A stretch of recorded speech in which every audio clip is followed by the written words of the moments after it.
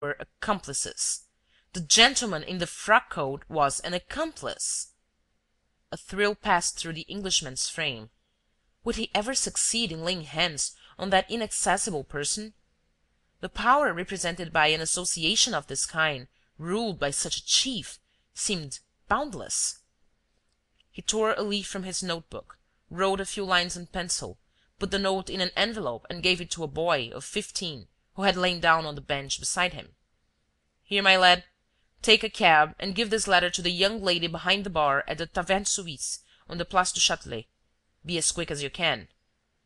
He handed him a 5-franc piece. The boy went off. Half an hour elapsed.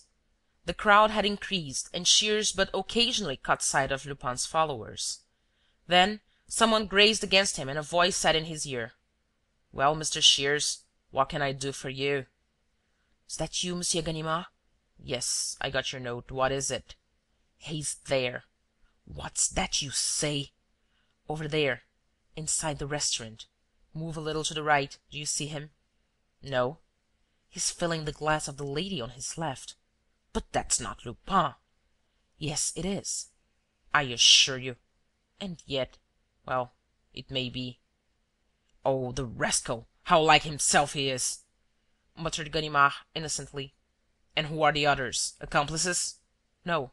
The lady beside him is Lady Cliveden. The other is the Duchess of Cleath. And opposite her is the Spanish ambassador in London." Ganimard took a step toward the road, but Shears held him back. "Don't be so reckless. You're alone." "So is he." "No, there are men on the boulevard mounting guard, not to mention that gentleman inside the restaurant." "But I have only to take him by the collar and shout his name to have the whole restaurant on my side, all the waiters." "I would rather have a few detectives." "That would set Lupin's friends off. No, Mr. Shears, we have no choice, you see." He was right, and Shears felt it. It was better to make the attempt and take advantage of the exceptional circumstances. He contented himself with saying to Ganimard: "Do your best not to be recognized before you can help it." He himself slipped behind a newspaper kiosk, without losing sight of Arsène Lupin, who was leaning over Lady Cliveden, smiling. The inspector crossed the street, looking straight before him, with his hands in his pockets. But the moment he reached the opposite pavement, he veered briskly round and sprang up the steps. A shrill whistle sounded. Ganimard knocked up against the head waiter, who suddenly blocked the entrance and pushed him back with indignation, as he might push back any intruder whose doubtful attire would have disgraced the luxury of the establishment. Ganimard staggered. At the same time, the gentleman in the frock coat came out. He took the part of the inspector and began a violent discussion with the head waiter. Both of them had hold of Ganimard, one pushing him forward, the other back, until, in spite of all his efforts and angry protests, the unhappy man was hustled to the bottom of the steps. A crowd gathered at once. Two policemen, attracted by the excitement, tried to make their way through, but they encountered an incomprehensible resistance and were unable to get clear of the shoulders that pushed against them the bags that barred their progress. And suddenly, as though by enchantment, the way was opened. The head waiter, realizing his mistake, made the most abject apologies. The gentleman in the frock coat withdrew his assistance. The crowd parted. The policemen passed in, and Ganimard rushed toward the table with the 6 guests. There were only 5 left. He looked round. There was no way out except the door. "Where's the person who was sitting here?" he shouted to the 5 bewildered guests. "Yes, there were 6 of you. Where's the 6th?" "Monsieur Destraux?" No, Arsène Lupin." A waiter stepped up. "The gentleman has just gone up to the mezzanine floor." Ganimard flew upstairs. The mezzanine floor consisted of private rooms and had a separate exit to the boulevard. "It's no use now," groaned Ganimard. "He's far away by this time." He was not so very far away, 200 yards at most, in the omnibus running between the Bastille and the Madeleine, which lumbered peacefully along behind its 3 horses, crossing the Place de l'Opéra and going down the Boulevard des Capucines. 2 tall fellows in bowler hats stood talking on the conductor's platform. On the top, near the steps, a little old man sat dozing. It was Holmlock Shears. And, with his head swaying from side to side, rocked by the movement of the omnibus, the Englishman soliloquized. "Ah, if dear old Wilson could see me now, how proud he would be of his chief! Pooh! It was easy to foresee, from the moment when the whistle sounded, that the game was up, and that there was nothing serious to be done except to keep a watch around the restaurant. But that devil of a man adds a zest to life, and no mistake." On reaching the end of the journey, Shears leaned over, saw Arsène Lupin pass out in front of his guards, and heard him mutter: "At the Étoile." "The Étoile, just so. An assignation. I shall be there. I'll let him go ahead in that motor cab, while I follow his two pals in a four-wheeler." The two pals went off on foot, made for the Étoile, and rang at the door of number 40, Rue Chalgrin, a house with a narrow frontage. Shears found a hiding-place in the shadow of a recess formed by the angles of that unfrequented little street. One of the two windows on the ground floor opened, and a man in a bowler hat closed the shutters.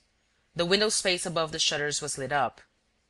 In 10 minutes' time, a gentleman came and rang at the same door, and immediately afterward another person.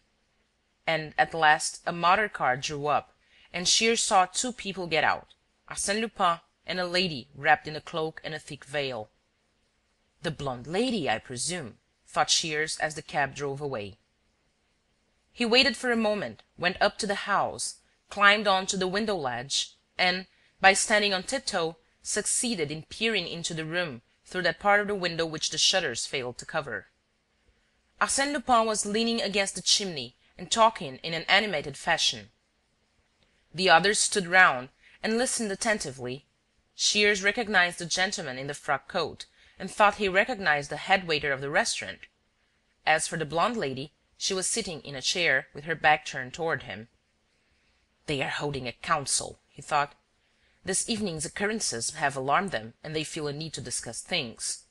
Oh, if I could only catch them all at one swoop!" One of the accomplices moved, and Shears leaped down and fell back into the shadow. The gentleman in the frock coat and the head waiter left the house. Then the first floor was lit up, and someone closed the window shutters. It was now dark above and below. "He and she have remained on the ground floor," said Holmlock to himself. "The two accomplices live on the first story." He waited during a part of the night without stirring from his place, fearing lest Arsène Lupin should go away during his absence. At 4 o'clock in the morning, seeing two policemen at the end of the street, he went up to them, explained the position, and left them to watch the house. Then he went to Ganimard's flat in the Rue Pergolese and told the servant to wake him. "I've got him again." "Arsène Lupin?" "Yes." "If you haven't got him any better than you did just now, I may as well go back to bed. However, let's go and see the commissary." They went to the Rue Mesnil, and from there to the house of the commissary, M. Descointres. Next, accompanied by half a dozen men, they returned to the Rue Chalgrin. "Any news?" asked Shears of the two policemen watching the house. "No, sir, none." The daylight was beginning to show in the sky when the commissary, after disposing his men, rang and entered the lodge of the concierge. Terrified by this intrusion, the woman, all trembling, said that there was no tenant on the ground floor. "What do you mean, no tenant?" cried Ganimard. "No, it's the people on the first floor, two gentlemen called Leroux. They have furnished the apartment below for some relations from the country." "A lady and a gentleman?"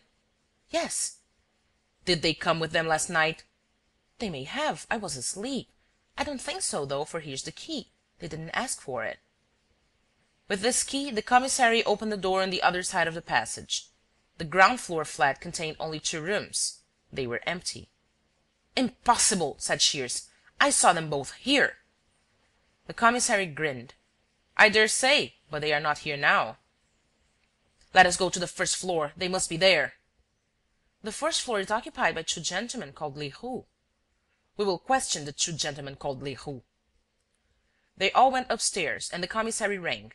At the second ring, a man, who was none other than one of the bodyguards, appeared in his shirt-sleeves, and, with a furious air: "Well, what is it? What's all this noise about? What do you come waking people up for?" But he stopped in confusion. "Lord bless my soul! Am I dreaming? Why, it's Monsieur Descointres! And you too, Monsieur Ganimard? What can I do for you?" There was a roar of laughter.